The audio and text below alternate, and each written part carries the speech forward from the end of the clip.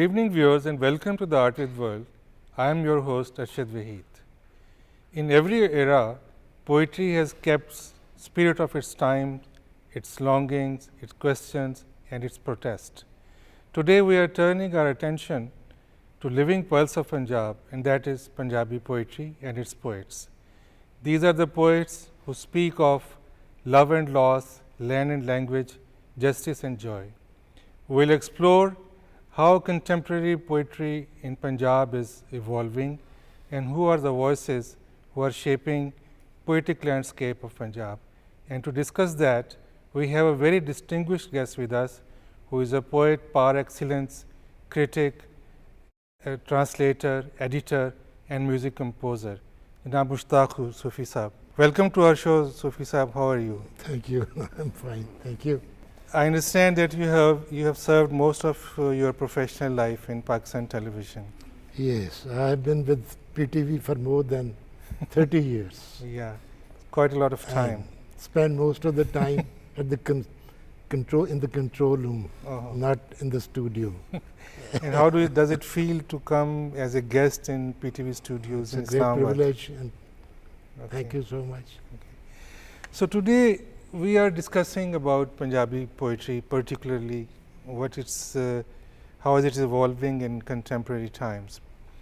So, but before we talk about what we mean by contemporary Punjabi poetry, I would like you to give us some background of context of Punjabi literature, language, and its historical journey to this day.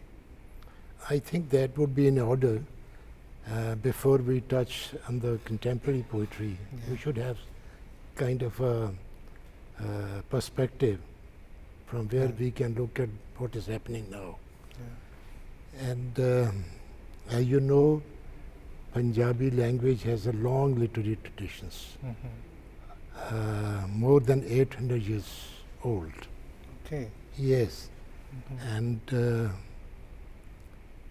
in 8th, 9th century, we have poetry that is called Nath poetry as Natha's poetry, which was basically composed by ascetics and kind of a saintly figures. That is the kind of background from which the contemporary Punjabi evolved. But their language, I mean the content and the experience was brought forward by poets who followed them, but the language became different because the language they used is purely indigenous, born in this area. And because at that time there was just a part of Punjab which was exposed to Arabic culture and language. It was South Punjab or Multan, which was part of Arab regime after the conquest of Sindh. So, but the rest of the Punjab was not exposed to Arabic or Persian. So the language used by Nathas was purely indigenous.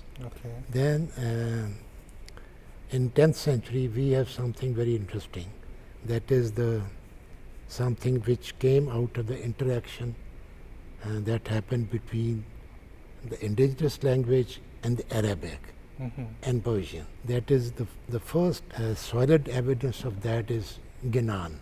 Ginan means hymn, singing. And so these hymns were composed in local language. They have a synthesis of local language and Arabic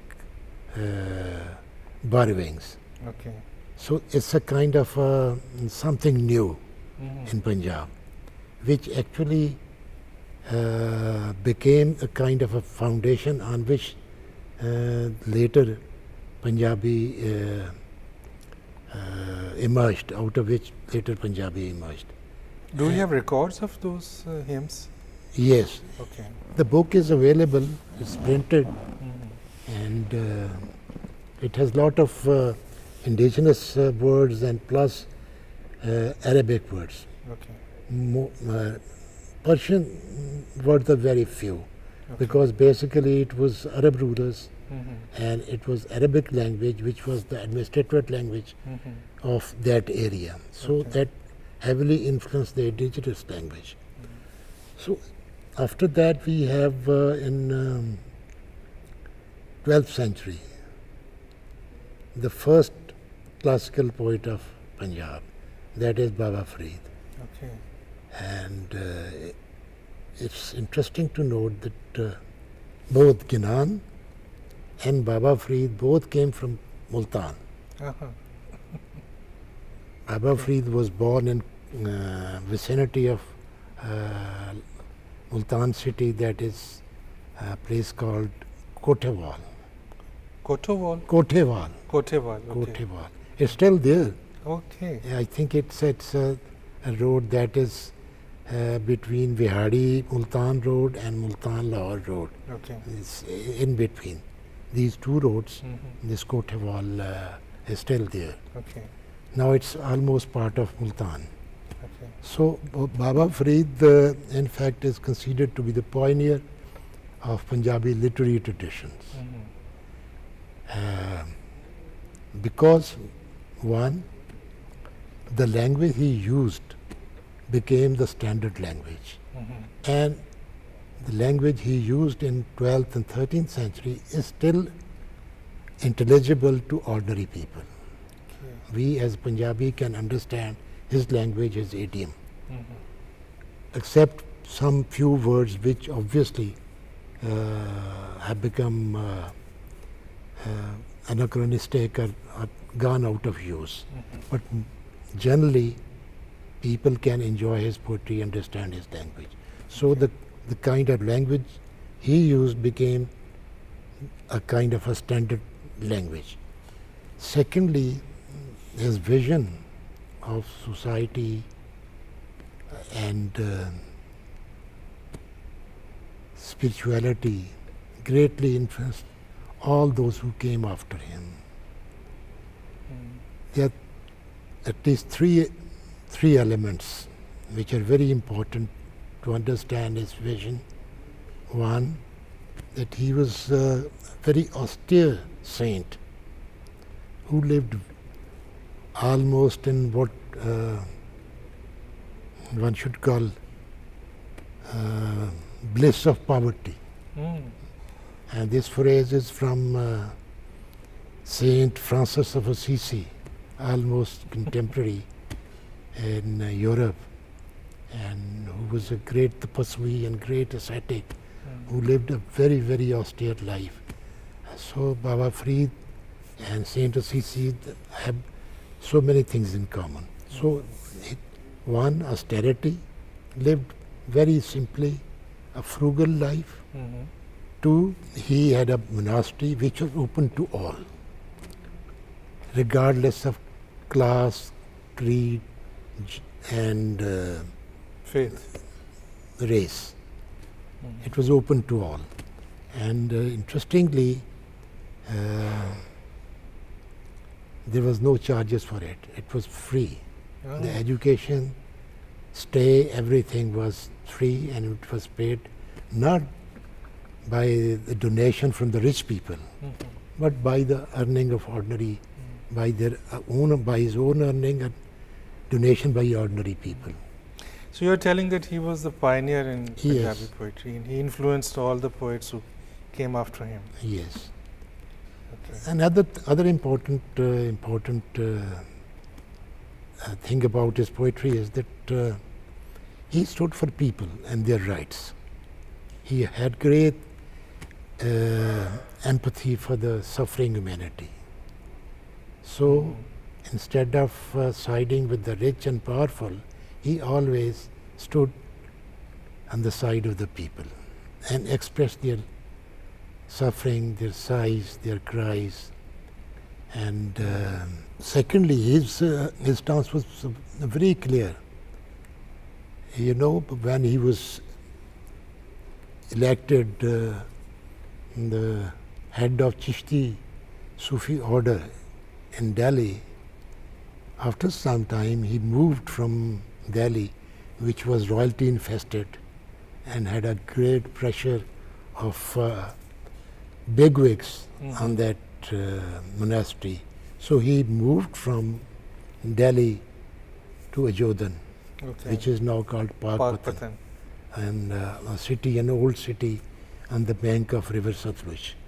So he came away from that influence, power, royalty and power structures, and lived extremely ordinary life. And his disciple and successor, Nizamuddin Aulia, writes in his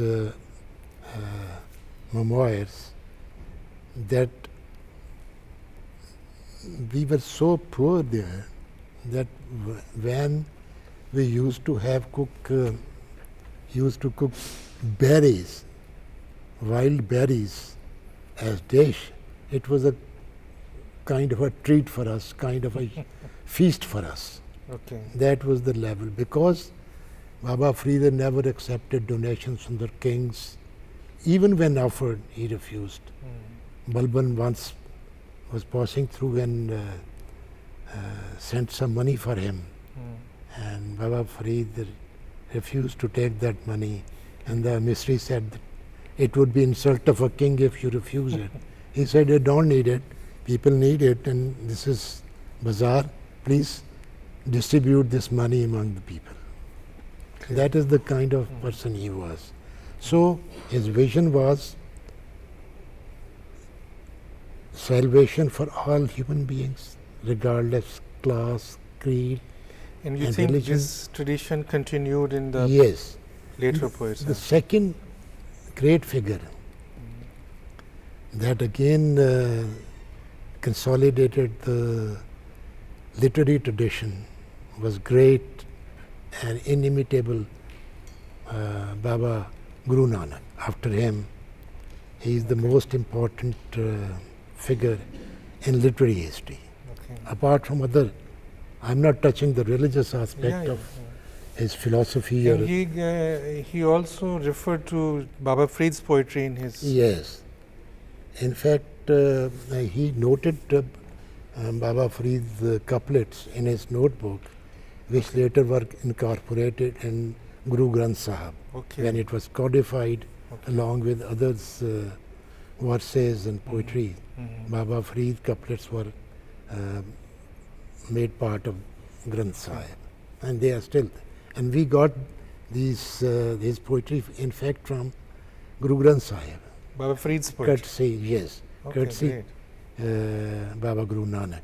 And Guru Nanak, as we all know, was the very profound mind, highly philosophic, with great passion for people, their salvation and their rights.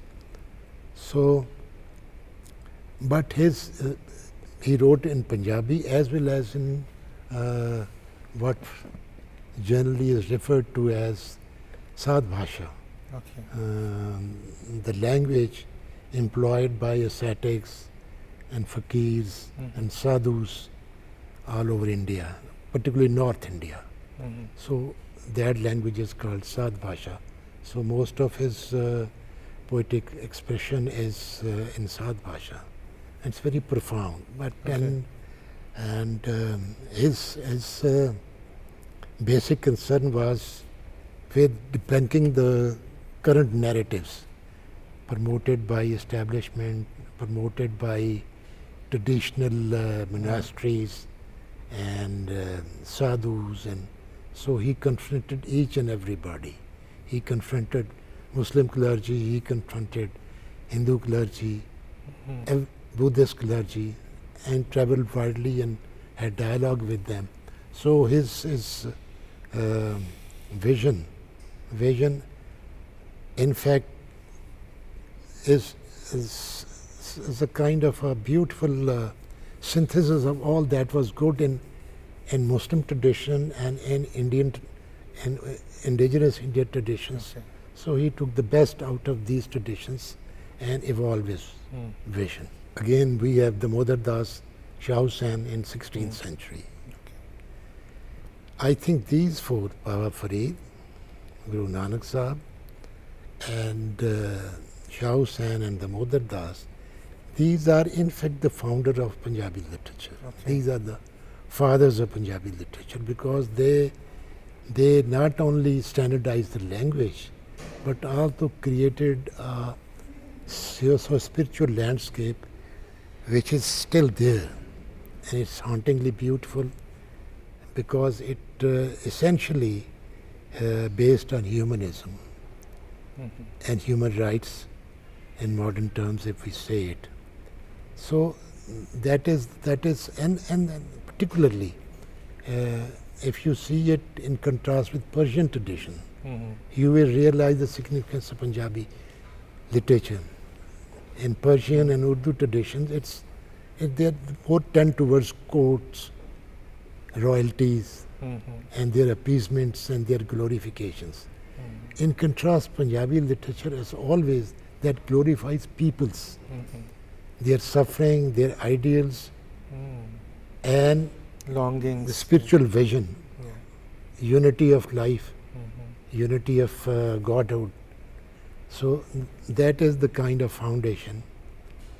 At one level, pro people, at another level, highly spiritual, which is beyond normal constraints.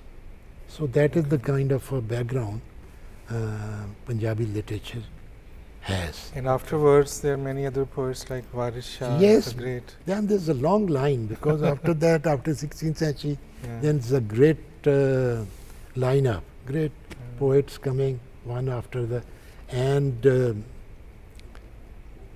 not only one. There's a lot of diversity of genres in Punjabi literature. I mean, we have on the one side tales or kissas and legends. Another we have heroic poetry called wars. Another we have religious poetry. Another we have lyrical poetries which infuses social consciousness with spiritual vision, that is Kafi, lyrical poetry. And then we have other different forms. So there's a lot of diversity of forms and experiences. Okay. So how shall we define what we mean by contemporary poetry? And contemporary poetry can be defined in simple terms in two ways. One, that it represents the current times. The poetry that represents and reflects the current times can be contemporary. Secondly, the poetry that reflects and expresses current experiences can also be contemporary poetry. So I mean both themes are overlapping. One can find them in contemporary Punjabi well, poetry. for the sake of this discussion, we can start from, I mean, after independence of Pakistan, like from 47. What was the poetic scene at that time and how it transformed, evolved into the current situation we are living in these days? Yes, I would say the great classical tradition, which started in 12th century, ended in early 19th century. The last classical poets are Khaja Farid, Mia Muhammad. That's 20th century, early 20th century. I mean, Khaja Farid died in 1901 and Mia Muhammad died in 1907. And Maulvi Ullah Masood died in 1921, I believe. So with these poets, the classical tradition ended. Then anybody who tried to be classical, used classical mode, was a kind of it reflects kind of a decline and kind of a degeneration of that poetry and its structure. So after that we have a kind of a transition transitional period, if I may say, who are neither classical nor modern or contemporary. Okay. They are in between. They borrow something from the past and they have something of the present times. And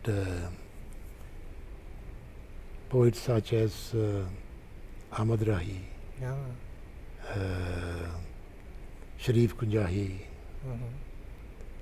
and another great figure, these were basically romantic poets. But Ahmad Rai was not classical tradition poet. He was very. It's not a modern, purely classical, lyrical. in my opinion, it's not a classical tradition. Yeah. It's a kind of a mix of something modern and something from the past, taken something from the past. It's a Okay. transition. You can't properly define it as classical and as a purely modern. Okay. Same is the case with Sharif Kunjahi. Mhm. This was the kind of one strand was this kind of poetry. Another was the politically motivated poetry. And that was the best representative of that poetry was a great Ustad Daman. And he was a unique, heroic figure, larger than life figure, a great man, and who was like, in some sense, he was like a great classical poet, not in the sense of poetry, but in sense of the Empathy with people. in sense of the kind of life he lived and the kind of stands he took. Ustad Daman always stood for the people. So he was a kind of a beacon of light for people, because he directly, in a very simple mold, expressed the sufferings, defiance, dreams of the people. So that is why he was most of the time, he was imprisoned. He was that kind of a person. So another genre of poetry was represented by Ustad Daman. We have, now we are talking of this side of Punjab. Okay. There is the modern poetry, I think, had its beginning, to be fair, I would say with Mohan Singh. Oh, His okay. Save Pattar was a great Yeah, success, a great event. That is a kind of, I think, the first book of modern poetry. So it was very welcome. It made a great waves when it appeared. And then we had Amrita Preetham, also a great poet writer. These two, interestingly, inherited the language which was classical language, which after the partition lost its value for most of the East Punjabis because of the Sanskritization and Hindiization of Punjabi. Okay. The later poets used different language, but Mohan Singh and Amrita Preetham kept the old tradition alive.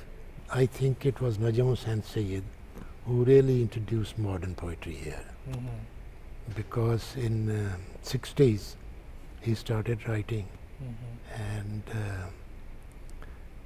as he was very well-read man, known, exposed to European literature, poetry. So he had a kind of a new vision for Punjabi, and so he started writing poetry, which when called truly modern, contemporary, because he discarded the old genre, the old meters and the phraseology, the use of language. So that was the kind of new thing which happened. And Najam Hussain Sayyid has been very prolific writer. Apart from poet, he's a critic and playwright. And so I think he is the one who introduced modern poetry, this part of the Punjab. But then we have, but the problem with modern poetry is, let's see, let's Before we come to problems of Yes. modern poet, how would you place yourself? I mean, you have contributed a lot in Punjabi poetry. You are one of the leading lights of Punjabi poetry. I think that would not be appropriate for No, me but to I say think anything. it's a modesty. you- Yes, yes, I started writing poetry when I was in college, Mhm. and I had my publication at a very young age. I've been writing, and I can take a bit of credit because probably I was the first one who introduced the Western idiom of Punjabi language Mhm. in my poetry and otherwise, Mhm. which now is very popular, has become generally employed by this side of the Punjab, the western side of Punjab. This is called Lendi, or it's a bit of, it covers a long area between all the rivers and even Dan and Laya and Thal. So it's a idiom that can communicate to wider public in Punjab. And it is connected in a way with classical idiom, because classical language is interesting to something very interesting. We have so many dialects in Punjab. Sardar Muhammad Khan, the great scholar, linguist, who produced the best dictionary in this part of the Punjab,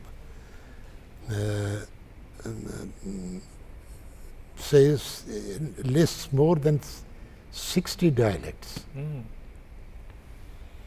But interesting thing is that the classical poetry evolved a language which communicates throughout Punjab, all across Punjab. It is understood by people generally anywhere, everywhere in Punjab. And what is that? Because they created a literary language based on dialects and chose those patterns of language which were communicable to all areas. That's very true, but let's come back to the modern poetry. You were talking of problem of modern Punjabi poetry. Actually, the biggest problem I think is that, for me as well as all my contemporaries who write poems, modern poems, the problem is that those who can understand that kind of poetry do not know the language. Their Punjabi is absolutely horrible. They have never studied the language as such. They can understand the structures, because the structures employed in modern poetry are universal. They came from the West, frankly speaking, and they are everywhere in Africa, in Asia, in Europe. So anybody who is exposed to world literature, to European literature, can understand the structures modern Punjabi poetry employs. But the question is, he or she doesn't know the language, because Punjabi has not been taught in school and colleges, and it's not a language that is widely used by intelligentsia. That is why those who can understand the structure of poetry do not understand the language. And on the other hand, those who know the language, they don't know how to interpret that poetry. They are totally unacquainted with those kind of structures, poetic structures. So they can't understand poetry. So that is the kind of crisis modern poet face. And I think it's not only a problem in a creative process of writing poetry, but reception of it as well, because you may not find many readers. Yes, but otherwise Punjabi poetry is quite popular. I mean, the popular poetry is popular. The traditional poetry, the kind of traditional poetry we hear is very popular. Go anywhere, go any mushaira, people love it. But that is a kind of what I should call a rehash of what has already been said and expressed. It offers nothing new. And the problem with literature has always been, it has to create something fresh, something new. I mean, the best, we are wearing shoes, and the best company would be that produces shoe exactly in the same way the first one is produced. But in literature, that is it's quite the opposite. Yeah. If I produce what you have produced, my product has no value, useless. It has to be different from what you create, what other create. It has to carry something fresh, something different from others. So this poetry, which is generally popular, does not offer anything new, anything fresh, despite huge popularity. That is. And same how I see applies it. to filmy Punjabi poetry as well, because they are that is very popular, and some of is very lyrical and very, I mean, it appeals to your sensibility as well, but it may Yes. not have very great ideas in that. Yes, but that is, the genre is different, because those lyrics, they are part of the film. They are used in films. It's very, very powerful visual medium. Film is very powerful visual medium. So, and secondly, they have to appeal to the common people. So, you can't have a very complex lyric inserted in a film. It has to be popular, easily accessible, easily understandable. So the lyrics are usually very popular. Secondly, they also have the support of music. And let's not forget that even a bad poetry sung by a good singer and composed by a competent composer can become popular, can become hit. That's true. So they have the edge of music. And secondly, by the way, connected with this is that modern poetry, what we call modern, has lost touch with music. Though it has patterns, but it's very difficult to sing a modern poem. To compose it is a hell of a job. And the classical poetry still has resonance with people because it can be sung. And most of them were It can be composed performed. in raga. I mean, I was just reading some poems in that it's sung to be sung in a particular rag. Is it so? Yes, yes. This I think it was basically Baba Nanak who introduced ragas in our poetry, because his poetic verses are composed in certain ragas. It simply does not mean that they cannot be sung in other than suggested raga, but it will create better ambience and will have better impact if it is sung in that particular raga. So after him, we have Shah Hussain, who is the pioneer of Kafi, which became hugely popular after him, is still popular. And He also had all the ragas on his kafis, suggested ragas for singing his kafis. And there is also a trend, I mean, we can see very popular Punjabi poetry on social platforms. That I believe is not very serious. Everybody is trying to project himself in his poetry. That I don't take it seriously. Okay, fine. And what do you think, I mean, if Punjabi poetry is not, I mean, the music is not a big priority for Punjabi poets, is it a challenge or opportunity, because then you have very free space available to talk different ideas and you are not bound by composition? Yes, yes, it has. There's both sides to it. Yeah. If it has no music, I mean, not it is rhythmic. It employs certain rhythms, but if it's not meant for singing purely, that means it has much more freedom to use the language the way poets want to. It opens new vistas for poets to explore his vision, his experiences, his ideas, because there is no structural restrictions are very few, as they are in the classical poetry and in the poetry which employs classical structures. There are a lot of restrictions. Okay. So you are free from those restrictions. But at the same time, you lose your audience, because our audience is hooked on music, singing, so they can't understand the modern poetry, the kind of intellectual labor it needs, or concentration it needs.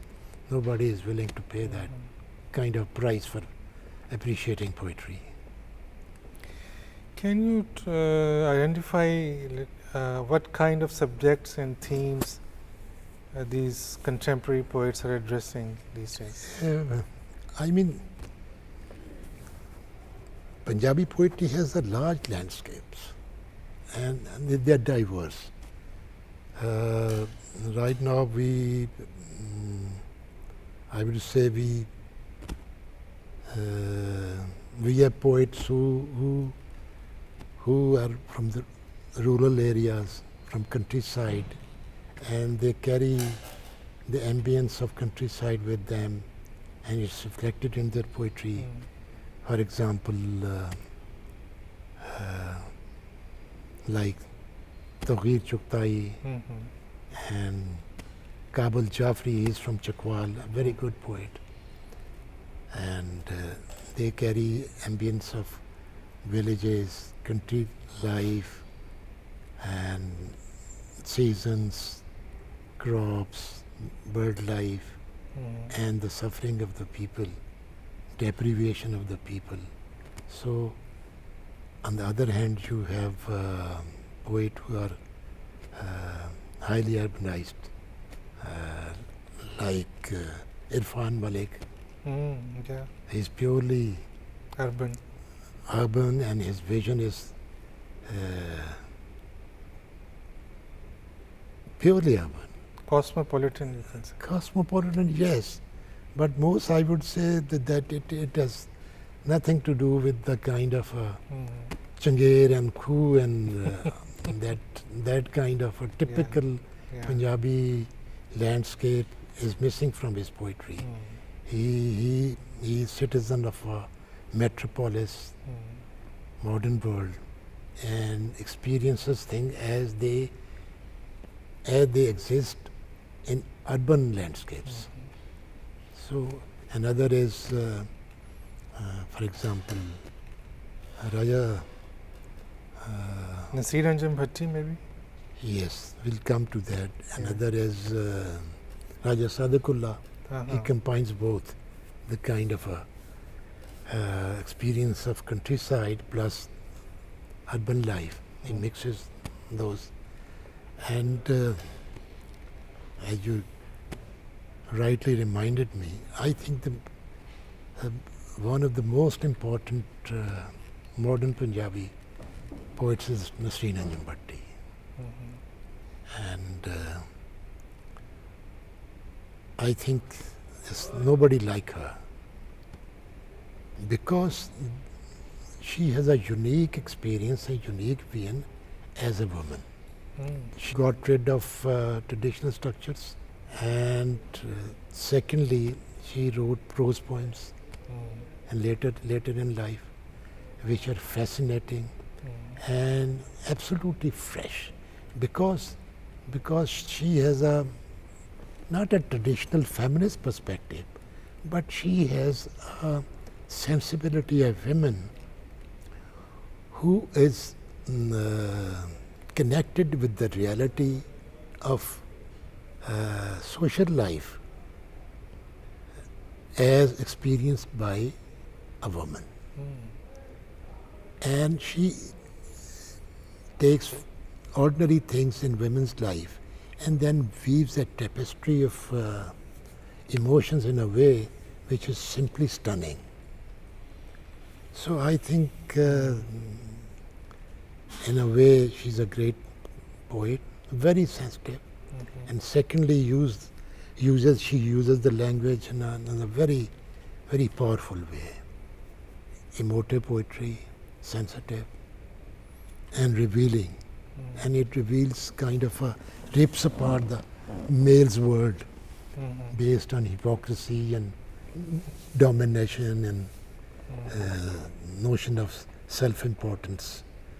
So he demolishes that male world. So great, I think great poet.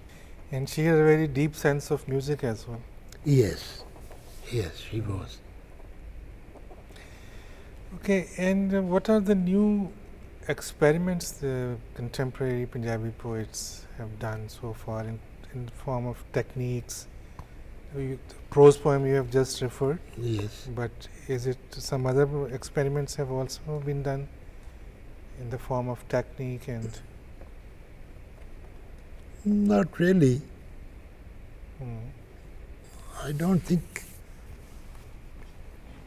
prose poem itself is a new thing, at least in our tradition. It's quite something new. Let it stay for some time, let people digest it. Okay. So.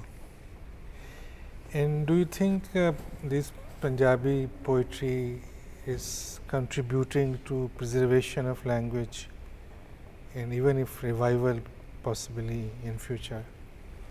I would say yes and no. Okay.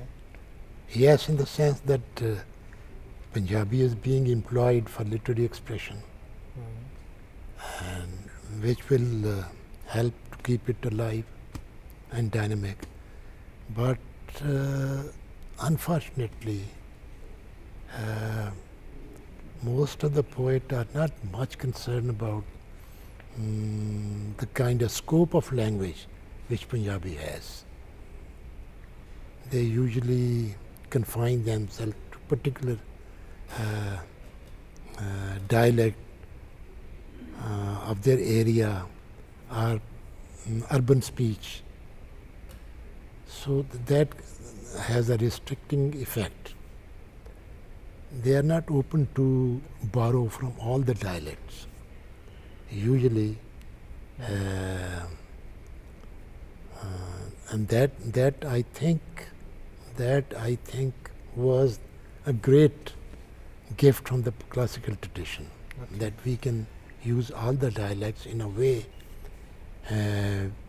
which communicates to all areas of Punjab and beyond Punjab. Something very interesting. In 19th century, Maulvi Suleiman from Chakwal described the geography of Punjabi language. He says that Peshawar thi Jamuna tai, Peshawar thi Jamuna tai, Chamba thi ta dera, Janan samjan log Punjabi, Sacha sukhane mera. Wow. So these are kind of like from Peshawar to Delhi or Jamuna. From Peshawar to Chamba, state Chamba state is hill state. Okay. It was once part of Punjab. Peshawar thi from Peshawar to Chamba, and from river Yamuna to Dera Jat. People can understand and appreciate my language. That is the kind of sweet Punjabi language had. But sadly, our poet usually are not concerned much about the language, contemporary poet. Their vocabulary is limited. And I would say the basic, apart from other things, the basic responsibility of a poet is to expand the boundaries of the language, to create new patterns of expressions, to push the boundaries, which I think at a current day is not happening. I mean, there are certain exceptions, like Najam Hussain Sayyed, Naseem Anjum, and few others. Yourself? So, but mostly the language, grasp of language is not that great, I believe. People and our poet needs to know and explore the language little more. It has much to offer. So, Soofi Sahib, thank you very much for being with us this evening. It was wonderful talking to you. We learned a lot about contemporary poetry in Punjab from you. Thank you so much for inviting me. It's always a pleasure to have you here. Opportunity. Okay. Thank you so much. So viewers, thank you for watching us. See you next Sunday, same time.